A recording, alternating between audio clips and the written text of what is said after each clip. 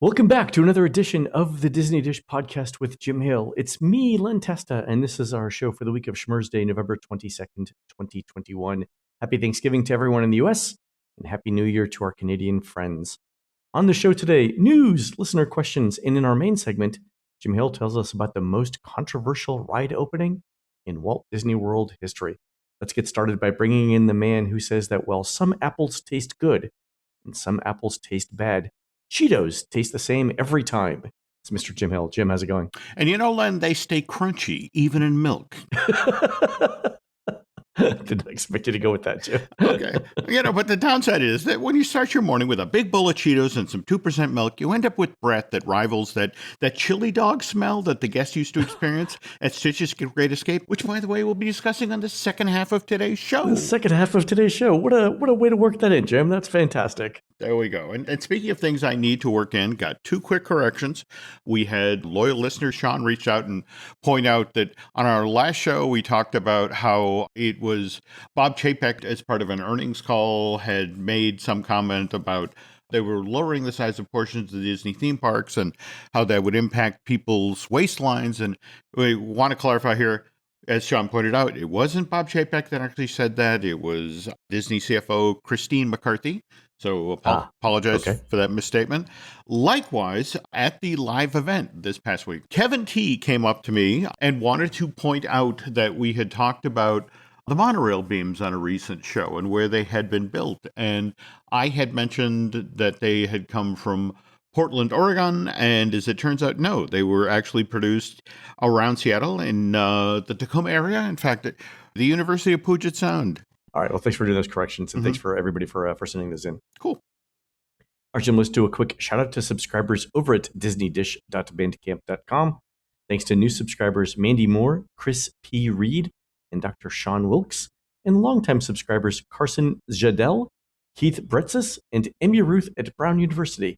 Jim, these are the intrepid explorers who, on an early Jungle Cruise voyage, left the boat to grab some supplies and got chased by a crazed poodle who'd gotten loose backstage. They took shelter in the only place they could find, which was up a tree where they hung on for dear life until Walt himself rescued them, thus inspiring the famous rhinoceros scene that's on the ride to this very day. True story. Walt made some embellishments, but you know. You do know that Walt had a poodle, right? I did know that, yes. Yes, okay. Weaving this all together, Jim, all together. They're true stories. They are. I just love that was the dog. All right, Jim, let's do the news. Folks, the Disney Dish News is brought to you by Storybook Destinations, trusted travel partner of the Disney Dish podcast. For a worry-free travel experience every time, book online at storybookdestinations.com. All right, Jim, big news. You and I are going to announce that we're doing our first ever Disney Dish cruise in 2022. We're calling it the Disney Dish on the Disney Wish. The dates are September 23rd to the 26th, 2022. That's a Friday, Saturday, Sunday, Monday. So if you play your cards right, you only need 1, maybe 2 days of vacation. It's on the Wish out of Port Canaveral, Disney's newest ship, and we're all excited to see that. We also made it 3 nights, so it's as affordable as possible. In fact, Jim, I think this is the least expensive Wish cruise in September and pretty close to the cheapest Wish cruise in the fall. 2 people right now is around $2,600 all in, and that's with a veranda. Inside cabins and ocean view cabins are slightly less expensive. We're going to have tons of chances to meet up while on board. We're planning some exciting events so we can all get to know the ship, and we'll record a special live show while on board. The stops for this one are Nassau and Castaway Cay. Last thing to mention, the Wish is 90% booked for its inaugural sailings, so no pressure or anything. But if you want to get on this for 2022, maybe make a deposit sooner rather than later, you can visit storybookdestinations.com/DisneyDish to get in on all the fun. Very cool.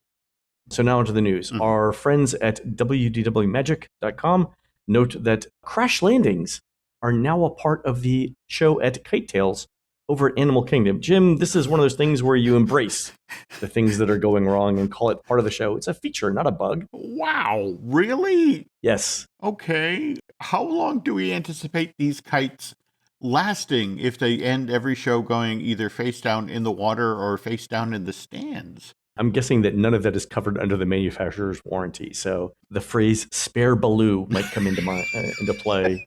behind the scenes at Animal King. Blue 1, Blue 2. Yeah.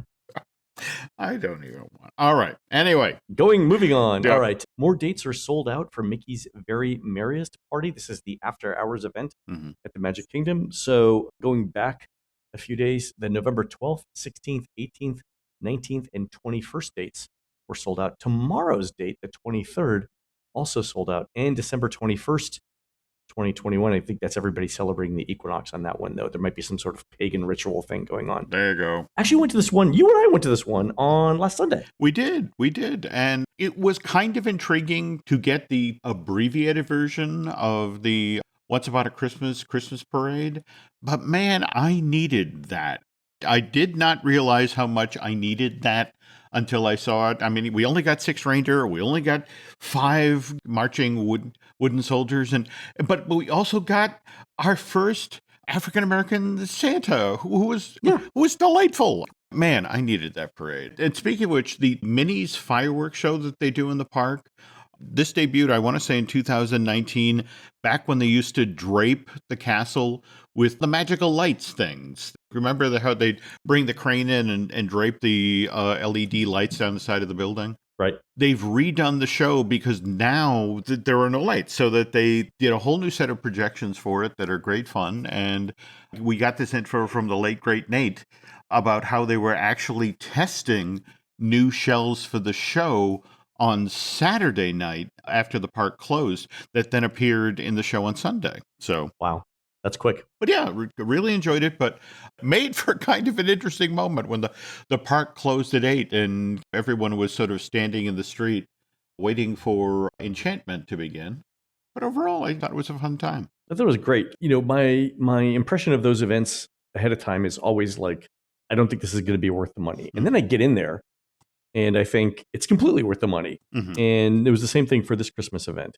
I got in early, and then Chrissy, who was with us, reminded me that all of the snacks are free during the event. And normally, in years past, those snacks would be something like a cookie and a hot chocolate.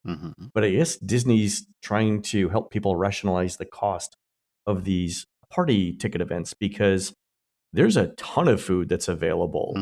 You can get bottles of soda. You can get popcorn, cotton candy, as many cookies as you want, and tons of other food.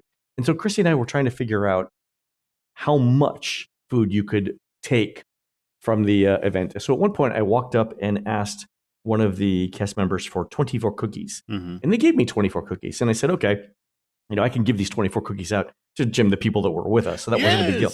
But what if I had asked for like 72 cookies? Would you give me 72 cookies? And the cast member replied that if I had a backpack and I asked them to fill it with cookies, they would do that. So next year, Jim, my idea is portable refrigerator that I can stock with Mickey bars. Look for Len leaving the park looking very much like Quasimodo with the refrigerator strapped to his back. The other thing that I found interesting about the party was how serious Disney took the process of clearing people out of the park. So when the park closed at, was it 8? Yeah. I was in Fantasyland walking. Christy and I had watched the end of the fireworks. So the end of the Enchantment fireworks. And we were behind the castle because we were trying to figure out vantage points. We were behind Prince Charming Regal Carousel. We were walking towards Haunted Mansion, and coming towards us was a line of cast members, arm to arm, shoulder to shoulder, who were asking everyone that they passed for their wristbands. And if you didn't have the wristband, you couldn't pass. And they were essentially, using a wall of people to just sweep guests out of the park. It was a lot of effort, and they were serious about getting people out so that you couldn't get on any of the other rides. In fact, we met them right at the entrance to Peter Pan, and it was like 9:10, 9:20, right after Enchantment. And some day guests had tried to get on Peter Pan and were denied boarding because they didn't have the wristbands on. So Disney was really serious about that. Itzy and I had watched Enchantment as well, and we're headed over to Adventureland because we were going to do a group event on the Jingle Cruise. And we encountered a cast member who would have been perfectly at home at the Brandenburg Gate, Checkpoint Charlie. It's like, wristband, show the wristband. It's like, right here. I'm sorry. Oh my God. Got the wristband. Yeah. You may now proceed. But they were serious with that. They were. They were. Overall, though, a lot of fun. I thought the projection show on the castle looked great. I love the music. I love the atmosphere. The Stitches Christmas dance party thing was a little strange for me because I don't dance in public like that. But overall, yeah, and the wait times were very, very low. They were. And just to circle back to the event at Club Tinsel, it was, gotta remember, it's a cold night, and the DJ and the cast members who were working there really had to get the crowd motivated. Yeah. But they eventually did it. In fact, I think when you came back with the cookies, you had just missed, there must have been 20 or 30 people out on the floor dancing. They finally Really? persuaded people to get up and actually dance. So it was like more credit to them for pulling that off. So Yeah. Yeah, for that show, Mhm. for the Stitches Tinsel thing, Mhm. it's really the DJ and Stitch that make it all. And then they brought a couple of dancers out They did. They to did. mingle among us. That helped too. It Yeah, does. It does. it's a nice little thing, and kids seem to love it. Well, yeah, lots of little kids out on the floor, and eventually they got mom and dad to join them. And like I said, they eventually built this big crowd line dance thing that was really fun to Nancy actually got up and danced, which is post back surgery. That's a thing. That's a real thing. That is a thing. Wow, There how we about go. that? So, Yeah. So I thought it was probably worth the cost. Again, I'm always surprised when those things do well, and there was, like I said, no wait to get on any of the rides. So yeah, I really enjoyed it. I had a lot of fun. me too. All right, Jim, an article in this week's Forbes quotes Bob Chapek as saying Disney is aggressively pursuing opportunities in sports betting. Here's the quote: "Gambling does not have the cachet now that it had, say, 10 or 20 years ago, and we have some concerns as a company about our ability to get in without having a brand withdrawal. But I can tell you that given all of the research that we've done recently, Mhm. that's not the case. It actually strengthens the brand of ESPN when you have a betting component, and it has no impact on the Disney brand." So, Jim, Yes. what does this mean for ESPN? A second piece dropped just yesterday. Hollywood Reporter, a headline: Disney shows its cards in pursuit of sports betting. And the line in particular I wanted to share out of this article, Len. This is from Chris Glensky, the chairman and CEO of the strategic advisory firm Phoenicia Sports and Entertainment. And he makes a point of saying it isn't Disney that's entering betting. ESPN is entering betting. Disney is trying to make a clear delineation to the effect of, in much the same way that, like, there's a Marvel silo and there's a Pixar silo and there's a Lucasfilm silo, there's an ESPN silo. So it's like, no, it's not Disney that's getting into sports betting. It's ESPN. And that's kind of an interesting argument, Len, don't you think? And it's just like, please ignore the man behind the curtain. Here at Disney, we don't do sports betting, but over there at ESPN, if you want to put a few dollars down in the game, absolutely feel free. And the other thing, as part of this article, that it makes a point of betting is that all of the major sports leagues over the past 10 years have gotten on board with sports betting. I mean, this past August, the NFL announced Fox Bet. And so the NBA, the Yeah. Major League Baseball, NHL, they've all signed betting deals. So the point that Disney's trying to make, the whole, there used to be a stigma to this sort of thing with so many major players embracing sports betting. In fact, what's interesting is the article in the Hollywood Reporter makes the argument that Disney may be getting into the game too late. Right. The ship may have sailed. And, the whole notion of this is a revenue stream that the company should embrace, with the notion of it's only through ESPN. I think that may be too fine a point.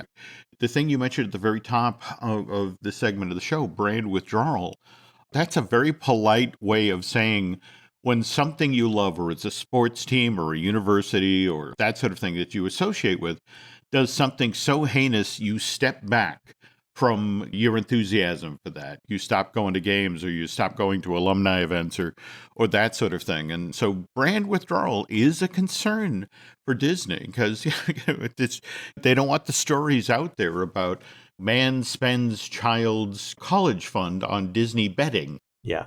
That would be awkward. So between the Forbes piece and the Hollywood Reporter piece, if you're interested in what's going on here, be sure to check those out. The thing I'm looking at is between, getting ESPN gambling off the ground and just the relentless treadmill that Disney's on with trying to create content for Disney Plus, Mm-hmm. where they're spending $1 billion a year, but Netflix is spending $10 billion a year, Mm-hmm. right? That's a lot of capital that Disney has to come up with. It is.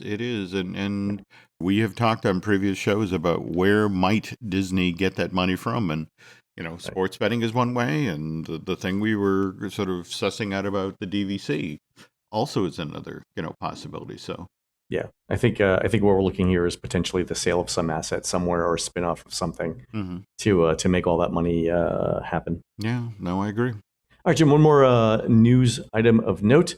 The reopening of All-Star Music seems like it's being delayed.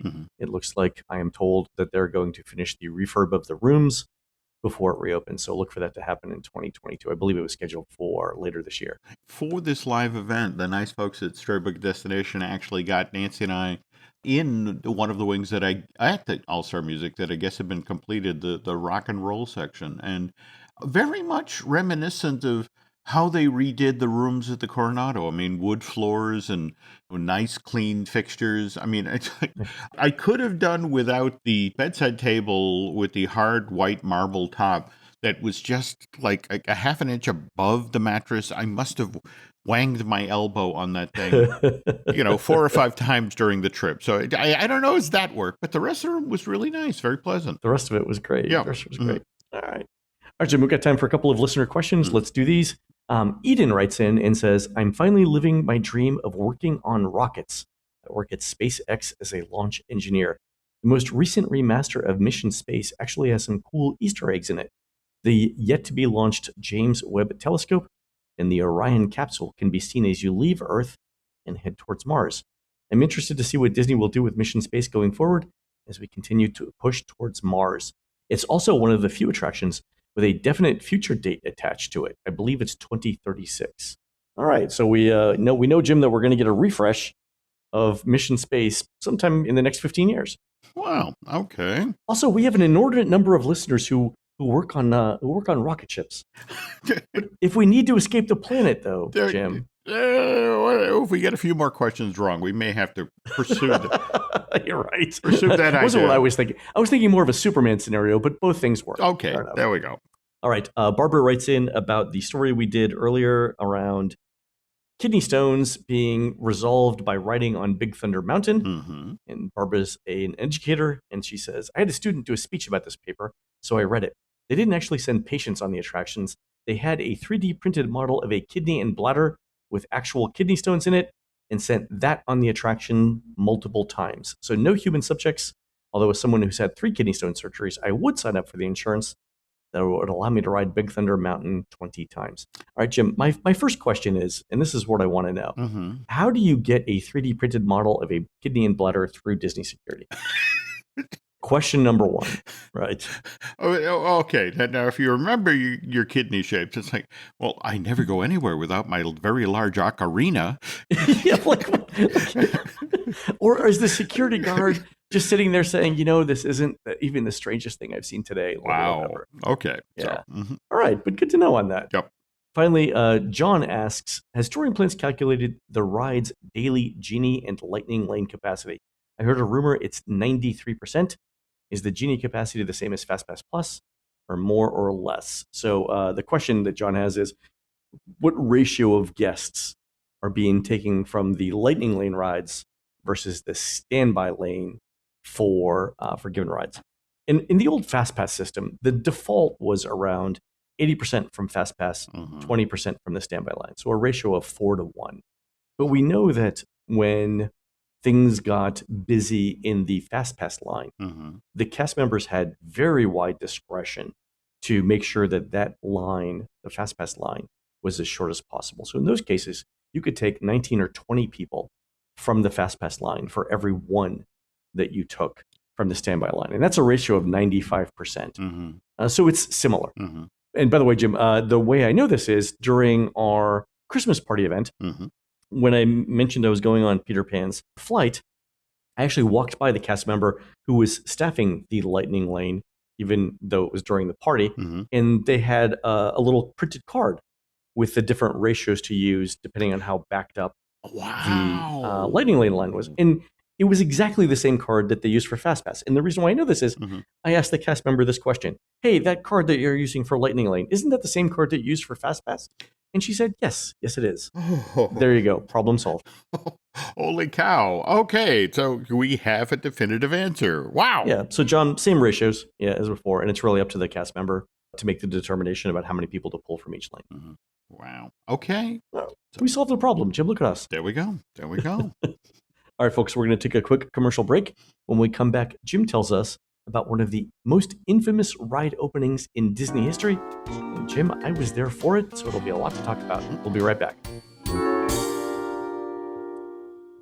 The family that vacations together stays together. At least, that was the plan. Except now, the dastardly desk clerk is saying he can't confirm your connecting rooms. Wait, what? That's right, ma'am. You have rooms 201 and 709. No, we cannot be 5 floors away from our kids. The doors have double locks. They'll be fine. When you want connecting rooms confirmed before you arrive, it matters where you stay. Welcome to Hilton. I see your connecting rooms are already confirmed. Hilton, for the stay. Every story you love, every invention that moves you, every idea you wished was yours, all began as nothing. Just a blank page with a blinking cursor, asking a simple question. What do you see? Great ideas start on Mac. Find out more on apple.com/Mac. Every Who down in Who Newville liked the holidays a ton. But where to get great prices on gifts, they had no idea. None. They searched and they searched for great gifts under $25. Gifts for spouses and friends and even their toddlers. When suddenly one Who shouted, Walmart has what you want, knowing they have Lego, Tree Hut, and low prices to flaunt. So they enjoy the holiday season as Who's often do. Cheering and shouting, Walmart has incredible gifts. Who knew? Find gifts they'll love under $25 at Walmart. All right, Jim, everyone's favorite attraction, Stitch's Great Escape. You call this the most infamous ride opening, one of the most infamous ride openings in Disney history. I would love to hear the background for this. We're going to start with a piece of Orlando area history, though the definition of the word Kissimmee actually means long water. The Hororo, the indigenous people who lived in and around Walt Disney World, where it was eventually built, they were an estimated 350,000 of these folks living in the area when the Spanish first arrived in Florida back in 1513. Are you going to tell us that Stitch's Great Escape was built on an Indian burial ground? Damn it, you beat me to the joke. Is that where you're going? That's where I'm going. God. All right. Oh, God, go ahead. Because that's right, the only possible explanation. Think about it. There isn't an attraction that has been in this spot that has connected with the public. We go all the way back to Flight to the Moon, okay? Opens at Walt Disney World on December 24th, 1971, some 12 weeks after the park itself opens. Never connects with the public. Does such poor business that April of 75, just 3 years and change into its run in Tomorrowland. It shuttered and retooled, reopens June 7th of the same year as Mission to Mars. Mission to Mars has a far longer run, runs for 18 years and 4 months. But again, by no stretch of the imagination is this Tomorrowland attraction popular, which genuinely frustrates the Imagineers. I mean, they have this 2-theater complex that is basically right off of the hub. And each of the theaters can hold 162 people at a time. So if the Mission to Mars, Flight to the Moon complex is operating at peak efficiency, was it 3 shows an hour, Len, or 4 shows an hour? I think it was 4, depending on how fast you can get people out. Okay, so you're bumping people out the door that way. Theoretical capacity per hour is 1,296 guests, which, all right, that's not bad. Not bad. I mean, it's not Space Mountain. Space Mountain's supposedly 18. But it's, I mean... Yeah, Space Mountain's 1,800. Big Thunder's like 1,500, though, so it's close. But early 1990s, across the street, you had Timekeeper from time to time, set up in the old Circle Vision Theater. So if we're going to do a funny show over there on that side of the street, then to balance that out, other side of the street, we should do something intense, something scary.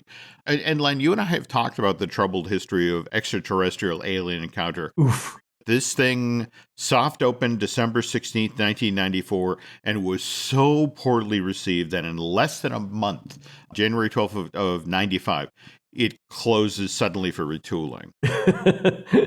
Retooling being, we're going to completely rewrite the script as much as we can. One of the things they immediately zeroed in on was the fact that the pre-show, which featured an AA figure, I want to make sure, a TOM, which stood for Technobotic Oratorical Mechanism, was voiced by Phil Hartman. Really funny pre-show featuring Skippy. Yeah. But the argument was it was too light. It was too comical for the intense show that immediately followed. So right, and this is the Chinese grandmother thing that our friend Jim Schulen has talked to us about. That when you've got an intense attraction, you need to tell the people who don't understand what they're looking at, what it is they're getting themselves into. Absolutely. So one way for Disney to do this is to show outdoor roller coasters, part of the track, or the ride vehicle to show you what you're getting into.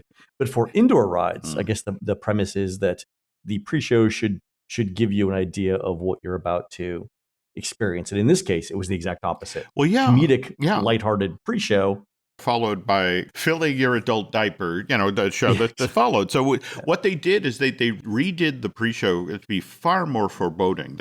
They added a much more sinister cyborg called Sir. This one stood for Simulated Intelligent Robotics, and they got Tim Curry to do the voice. So it's just sort of like, oh, this is going to be scary. Revamped version of this attraction opens in June 20th, 1995. Never connects with Walt Disney World visitors. Actually, cutting edge attraction its own way, makes use of 3D sound.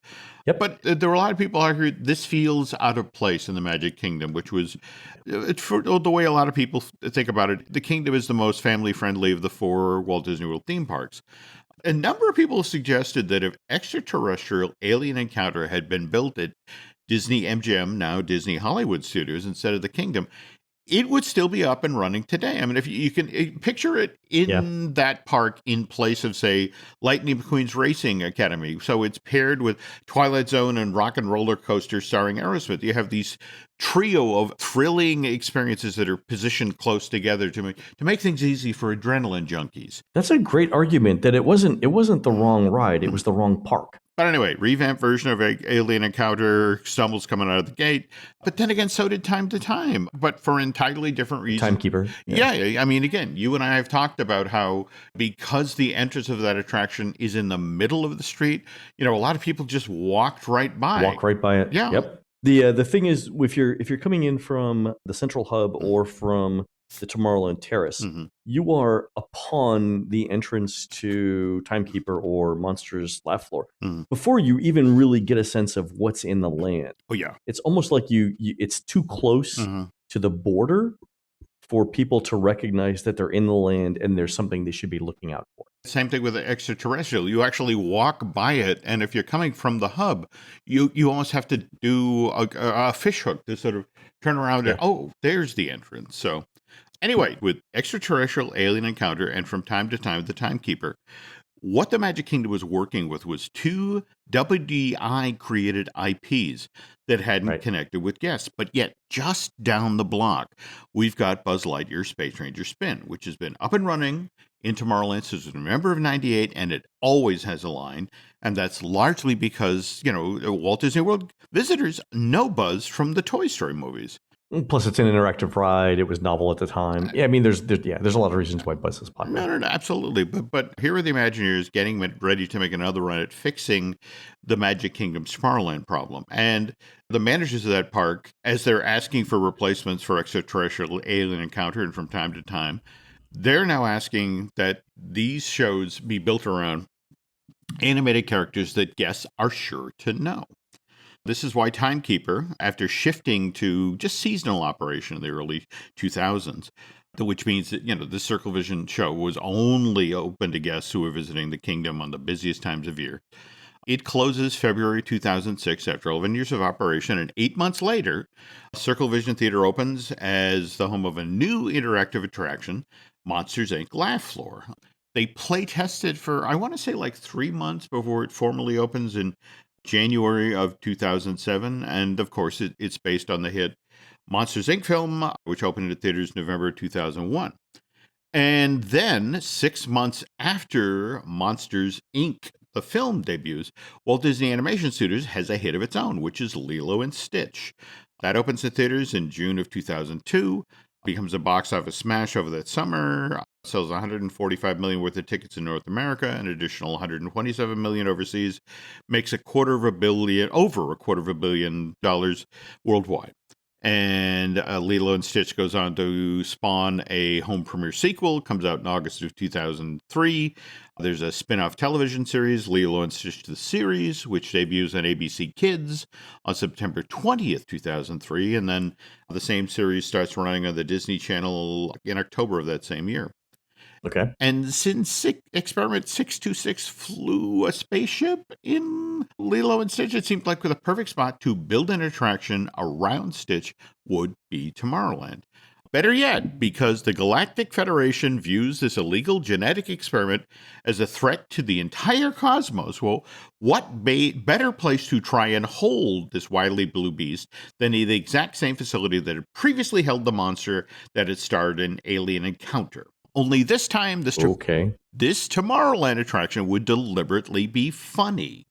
And this was made clear, once again, we're back at the pre-show, that the Imagineers are writing for what will eventually be called Stitch's Great Escape, which now features an AA figure called Sarge 90210, who is voiced, by the way, by one of my favorite comic actors, Richard Kind. A lot of folks know him as the very talented gentleman who voiced Bing Bong in Pixar's Inside Out. But 90210 is in charge of training recruits, a.k.a. the Disney World guests, to work at this Galactic Federation Prisoner Transport Center.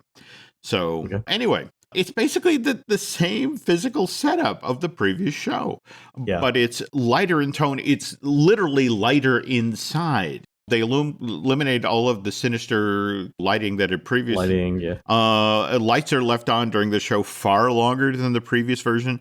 Features a great AA figure of Stitch. It's the very first use in park of the Kuka Arms technology.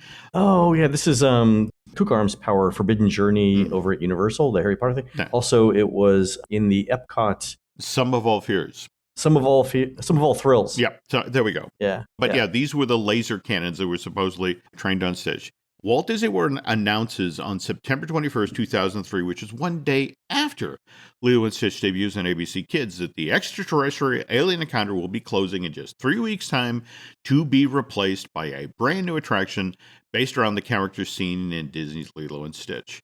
So Alien Encounter frightens its last tourists on October 12th, 2003. The old home of Flight to the Moon and Mission to Mars is then readied for its new tenants. And Disney's PR team then begins to wonder, what's the very best way to signal to the world that Stitch has arrived at the Magic Kingdom? And since Experiment 626 is supposed to be, naughty, the thinking among Disney's PR team is that Stitch should have done something naughty as soon as he arrived in this theme park. So, Len, we're about to hand this story off to you because you were there on the morning of November 16th, 2004. So can you describe, first of all, what you saw when you arrived at the Kingdom? What was parked out front of this train station? There was sort of a couple of things. One, there was a giant Stitch, an inflatable Stitch that was out front, and that was. I don't think that the inflatable Stitch mentioned anything about the ride, but it was a preview of things to come. Right. When you walk down Main Street, USA, there were cast members running around asking if you had seen Experiment 626 that he had landed, which. If you didn't know what was going on and you didn't immediately go to Tomorrowland, it seemed weird. No, I get that. And I was with a few friends, by the way, this entire week. Okay. I was spending a bunch of days in the Magic Kingdom. So I'd actually been there for previews before this officially opened as well, which we'll talk about. Okay. The big thing was the castle had been covered in toilet paper, which is what Stitch was supposedly doing. And then there was... Was there a sign or something on there too? Well, it was a giant piece of plastic that had been stuck on the side of the building. The inference was that Stitch had graffitied Cinderella Castle, that there was a big supposedly spray painted thing that said Stitch is king. And likewise, weren't there like recorded messages being played over Disney's PA system, from Oh, I believe it. Yeah, I don't remember these, but apparently they were there, and it was, I guess, was it giving backstory? Well, just basically, it was Agent Coral Bubbles over the magic of the PA system. There's like warning guesses like Stitch is on the loose. Be aware. That Experimenton 626 is not to be trusted. And so, did you hang out and actually catch the stage show opening ceremony, or I did not see the stage show. Okay. I do want to say though that we did the preview of the soft open of the ride a couple days before it officially opened. And in these days, back in the more innocent time of 2004, a preview of a ride was not the analytics based thing that it is now for the Disney parks, where they've got people with clipboards doing surveys afterwards, and everything is very stage managed. Right? This was like, hey, we're going to open this a few days early. We're going to put a couple of cast members out to ask people what they thought of it. So I go through the ride with my friend Mike Scopa and my friend Mike Newell. Yep. And we remember extraterrestrial alien encounter. We knew that Stitch was going to be on the ride. We knew what the problems were with extraterrestrial alien encounter, right? That it was basically scaring the pants off of small children. So we had thought that, well, this is going to be different. They've used the space. It's be basically the same story, but much lighter in tone. And we got on the ride, and we realized once we were in the seats that there were aspects of the original extraterrestrial alien encounter ride that were problematic for parents that had not been fixed during the redo to Stitch. And chief among these is the fact that, Jim, you remember the seat harnesses that came down over you as you were seated, right? And there were shoulder harnesses that descended around your shoulders, and it placed little speakers behind your head. And this is how the binaural sound thing was working, right? That's how they did the sound effects, right? The problem with this, though, is when you put the speakers in place that way, if your child gets frightened, you can't get up to comfort the child because you're locked in by the seat restraints, nor can your child come to you.